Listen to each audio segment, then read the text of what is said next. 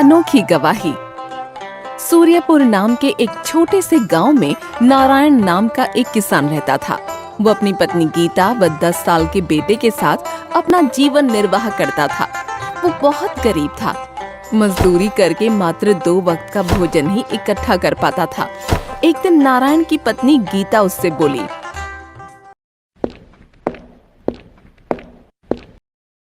सुनो जी, पहले हम 2 थे, तभी परिवार का गुजारा मुश्किल से हो पाता था। अब तो अमर भी बड़ा हो गया है, इसलिए मैंने एक बात सोची है। तुमने क्या बात सोची है गीता? आज से खेत खलिहानों में मैं भी मजदूरी करने जाया करूंगी। गीता, मैं तुम्हें कोई भी सुख नहीं दे पाया। अपना जीवन तुम्हें गरीबी में ही बिताना पड़ा। दुखी क्यों होते हो जी? सुख दुख तो जीवन में आते ही रहते हैं। और फिर हम एक गाड़ी के 2 पहिए ही तो हैं। दोनों को एक समान चलना चाहिए, तभी गृहस्थी की गाड़ी ठीक ढंग से चल पाती है। तुम ठीक कहती हो गीता।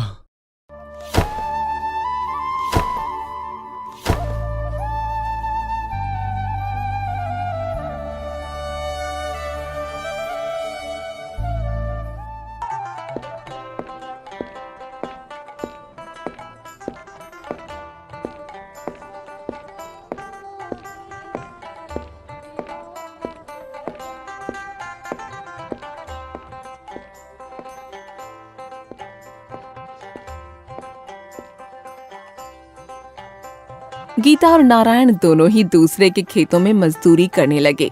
वो खूब लगन से मेहनत करते, लेकिन फिर भी उनकी आमदनी में कोई बढ़ोतरी नहीं होती। 2 समय के भोजन के अलावा वो कुछ भी नहीं कमा पाते। धीरे धीरे अमर भी 12 साल का हो गया।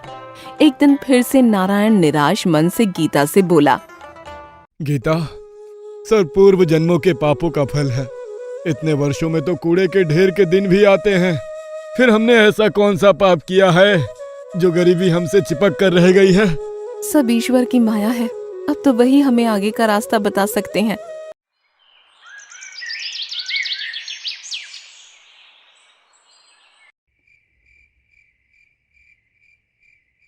उसी रात नारायण के स्वप्न में देवी सरस्वती प्रकट हुई और कहने लगी, पुत्र नारायण, तेरा बेटा बड़ा हो गया है, इसे पढ़ाता क्यों नहीं?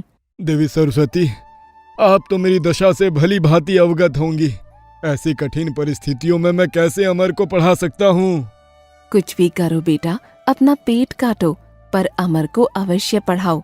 उसकी शिक्षा के उपरांत ही तुम्हारी गरीबी दूर होगी। ये कहकर देवी सरस्वती अंतर ध्यान हो गईं और अगली सुबह नारायण ने सारी बात अपनी पत्नी को बताते हुए कहा,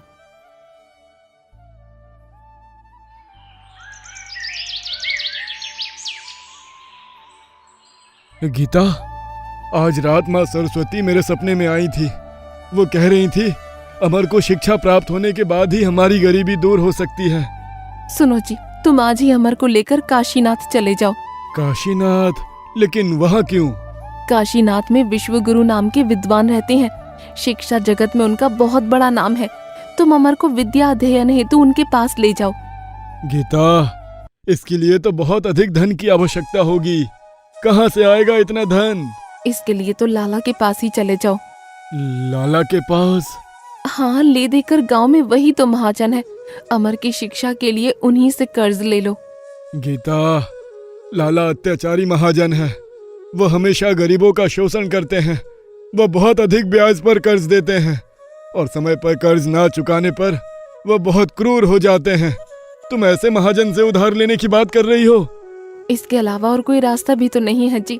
कुछ भी हो, जब साक्षात माँ सरस्वती ने अमर को शिक्षा दिलवाने को कहा है, तो हम अपने बेटे को शिक्षा अवश्य दिलवाएंगे। परंतु ऋण लेने के लिए हमारे पास गिरवी रखने के लिए है ही क्या? लाला बिना कोई वस्तु गिरवी रखे किसी को धन नहीं देते। तुम ये घर गिरवी रख दो। ये क्या कह रही हो तुम? सिर छुपाने का यही तो एक आसरा है।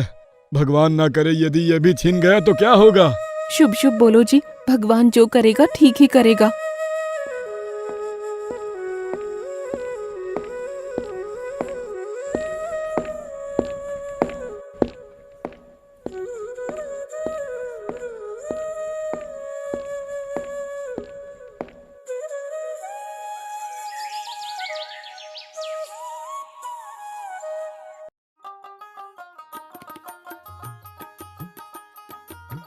फिर उसी दिन नारायण लाला के घर जा पहुंचा और कहने लगा, राम राम लाला जी। कहो नारायण, कैसे आना हुआ आज? लाला जी, एक अर्ज लेकर आया हूँ आपके पास। कहो नारायण, क्या अर्ज है तुम्हारी? लाला जी, मुझे थोड़ा कर्ज चाहिए। कर्ज? किस लिए? मैं अपने बेटे को पढ़ाना चाहता हूँ लाला जी, इसलिए मुझे कर्ज चाहिए था। ओहो, लेकिन तुम कर्ज लोगे किस पर? गिरवी रखने के लिए तुम्हारे पास है ही क्या? लाला जी, तुम तो जानते ही हो मैं कितना गरीब हूँ। ले देकर एक झोपड़ी ही है मेरे पास, बस उसी झोपड़ी को आपके पास गिरवी रख दूंगा। सौदा बुरा नहीं है। नारायण ऋण तो चुका नहीं पाएगा, तो फिर उसकी झोपड़ी पर मेरा कब्जा हो जाएगा। हाँ, मैं तुम्हें 10 सोने के सिक्के उधार दे सकता हूँ।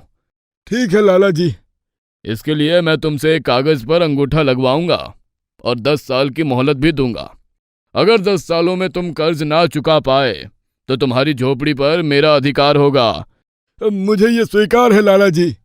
फिर लाला ने एक कागज पर नारायण का अंगूठा लगवा लिया और उसे 10 सोने के सिक्के भी दे दिए, जिसे लेकर नारायण ने लाला का शुक्रिया अदा किया।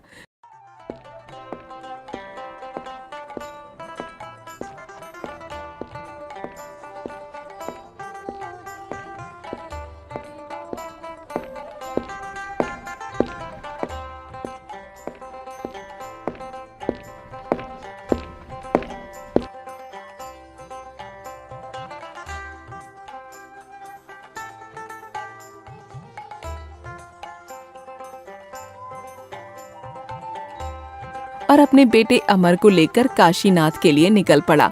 लंबा रास्ता तय करने के बाद वो काशीनाथ पहुंचकर विद्वान शिव गुरु की कुटिया में जा पहुंचे और ईश्वर से प्रार्थना करने लगा। हे ईश्वर, मेरे बच्चे की रक्षा करना, उसे खूब विद्वान बनाना, बस अब तो यही हमारा सहारा है। थोड़ी दूर और आगे बढ़ने पर वे विद्वान शिव गुरु जी के पास पहुंच गए और कहने लगे, गुरुजी प्रणाम। खुश रहो। कहाँ से आए हो तुम लोग? गुरुजी, मैं सूर्यपुर नाम के एक छोटे से गांव से आया हूँ। मेरा नाम नारायण है और ये मेरा बेटा अमर है। मैं अपने बेटे को आपसे शिक्षा दिलवाना चाहता हूँ, इसी उद्देश्य से आपके पास आया हूँ गुरुजी। अपने 10 सोने के सिक्कों की पोटली को गुरुजी के सामने रखा और पुनः कहने लगा, इसे स्वीकार कीजिए गुरुजी। क्या है इस थैली में? इसमें 10 सोने के सिक्के हैं गुरुजी। जैसे तैसे इसका प्रबंध कर पाया हूँ, आपको इससे अधिक धन नहीं दे पाऊंगा गुरुजी। मैं बहुत गरीब हूँ, मेरे बेटे को शिक्षा प्रदान करने से मत मना करना। बड़ा भोला व्यक्ति लगता है ये, इसे निराश करना ठीक नहीं है। शांत हो जाओ बेटा, मैं तुम्हारे बेटे को अवश्य पढ़ाऊंगा। वो शिक्षा ग्रहण करने के लिए 10 वर्षों तक आश्रम में ही रहेगा, तभी उसकी शिक्षा पूर्ण हो पाएगी। ठीक है गुरुजी। नारायण ने अपने बेटे अमर को गुरुजी के पास ही छोड़ दिया और वो वापस अपने घर लौट आया। गुरुजी ने अमर को शिक्षा प्रदान करना आरंभ कर दिया। धीरे धीरे 10 वर्ष बीत गए और अब अमर भी बड़ा हो गया। एक दिन गुरुजी ने अमर को अपने पास बुलाकर कहा,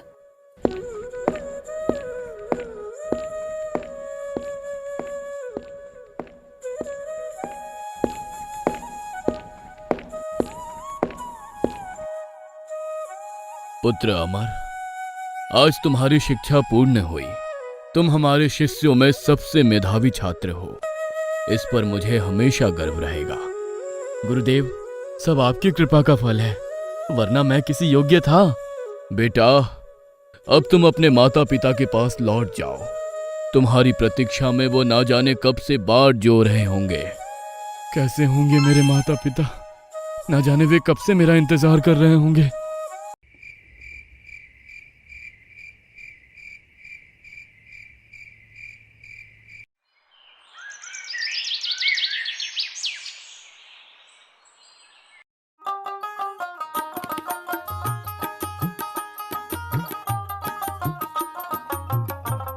अगले ही दिन अमर लंबा रास्ता तय करके अपने गांव जा पहुंचा और अपनी झोपड़ी देखकर सोचने लगा, कितना सुंदर दृश्य है।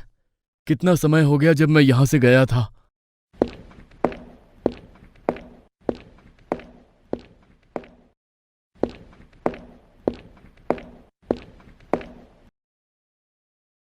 कौन हो तुम और अंदर क्यों घुसे चले आ रहे हो? प्रणाम पिताजी, मैं हूँ अमर, आपका बेटा। अमर बेटा, तुम्हारी शिक्षा पूरी हो गई? जी पिताजी, गुरुजी की आज्ञा से ही मैं घर लौटा हूँ। अरे गीता, कहाँ हो तुम? यहाँ आओ, जल्दी देखो, हमारा बेटा शिक्षा पूरी करके लौटा है। तुरंत ही गीता बाहर आ गई और अपने बेटे को देखकर बहुत प्रसन्न हुई। बेटा, मेरा बेटा, देखो तो कितना दुबला हो गया है। तुझे पता भी है मेरे बच्चे, हम दोनों ने तुझे कितना याद किया। मुझे अंदाजा है माँ, मैंने भी आप दोनों को बहुत याद किया। गीता, अब हमारे बुरे दिन बीत जाएंगे। अब हमारा बेटा नौकरी पर लग जाएगा। भगवान करे वो दिन शीघ्र आ जाए। उधर लाला भी सोच रहा था। पूरे 10 वर्ष बीत गए हैं। अब नारायण से 10 सोने के सिक्कों का ऋण चुकाने का तगादा करने का भी समय आ गया है।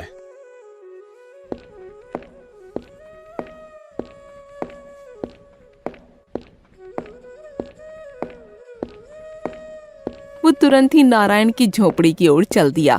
जब वो झोपड़ी के पास पहुंचा तो सामने अमर को खड़ा देख सोचने लगा।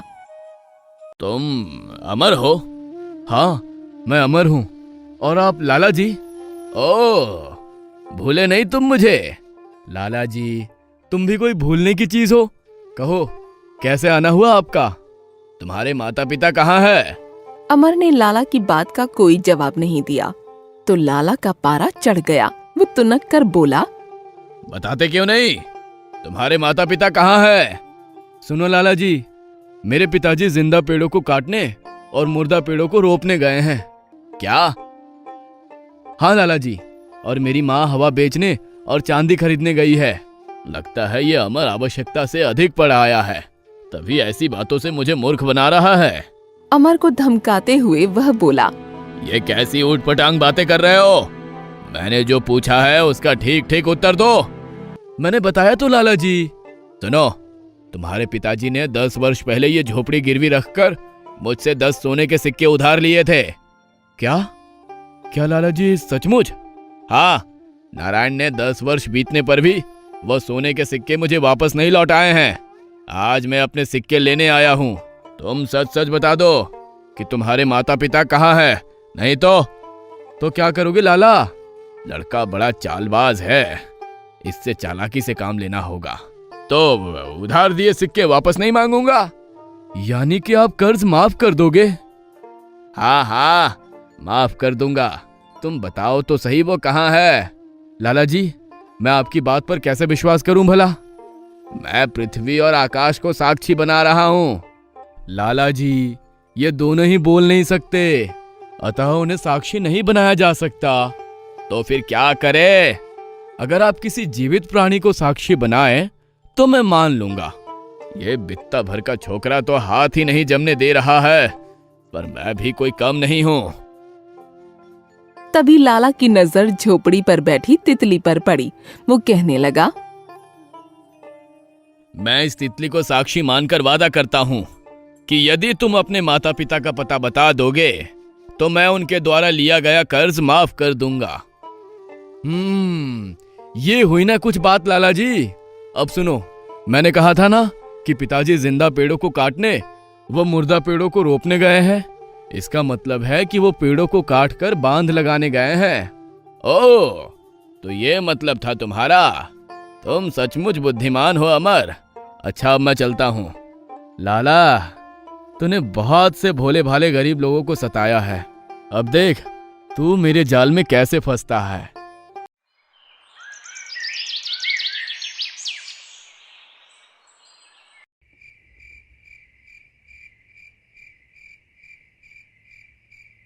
जब शाम हुई और नारायण घर लौटा तो अमर ने सारी बात अपने पिता को बताई। पिताजी, लाला आया था। ओह, अब क्या होगा? पिताजी, आप घबराओ नहीं, मैं आ गया हूँ। उस जमाखोर लाला से मैं निपट लूंगा। तुम? लेकिन कैसे बेटा? लाला बहुत चालाक है। आप घबराओ नहीं पिताजी, ईश्वर जो चाहेगा वही होगा।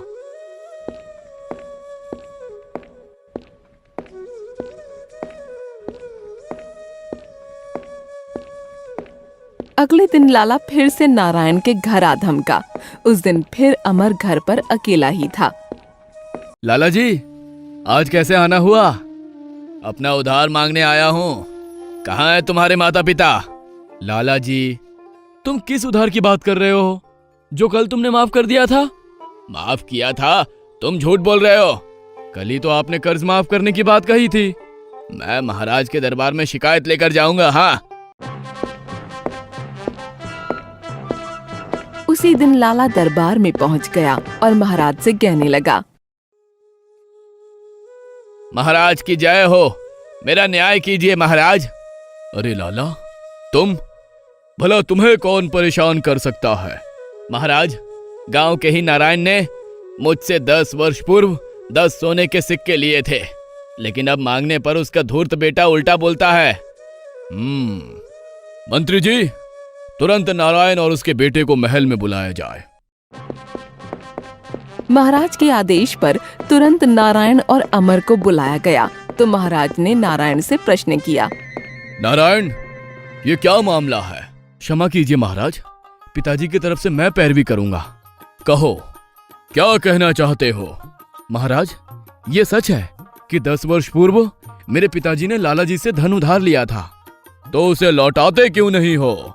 महाराज, कल लाला जी हमारे घर आए थे तो उन्होंने मुझसे कर्ज माफ करने का वादा किया था, फिर कर्ज मांगने का तो सवाल ही पैदा नहीं होता। यह झूठ बोल रहा है महाराज, मैं कल इसके घर गया ही नहीं था। अमर, क्या अपनी बात सिद्ध करने के लिए तुम्हारे पास कोई प्रमाण है? तब अमर ने कल का सारा किस्सा महाराज को सुनाया तो उन्होंने कहा, ओ, तो एक तितली है तुम्हारी गवाह? जी महाराज, वो तितली ही एकमात्र गवाह है। अमर, यह दरबार है, किसी नाटक का दृश्य नहीं जो तुम मनगढ़ंत कहानी बताओगे। मैं सच कह रहा हूं महाराज, कल लाला जी ने अपनी नाक पर बैठी तितली को गवाह बनाया था। यह झूठ बोल रहा है महाराज, कल जब मैं इसके घर गया था तो तितली झोपड़ी पर बैठी थी। अरे अरे, ये मैंने क्या कह दिया, अपने ही खिलाफ गवाही दे दी। लाला, अब तो तुम मेरे शब्द जाल में फंसी गया। लाला, इस बात से यह सिद्ध होता है कि अमर सच और तुम झूठ बोल रहे हो। अब नारायण तुम्हें 1 भी रुपए कर्ज नहीं चुकाएगा। मुझे माफ कर दीजिए हुजूर, जो मैंने आपसे झूठ बोला। लाला, तुम अपना धंधा चलाओ, लेकिन ईमानदारी से। दोबारा झूठ और फरेब से काम किया तो तुम्हें बंदी गृह में डलवा दूंगा। जी महाराज, दोबारा ऐसी गलती नहीं होगी।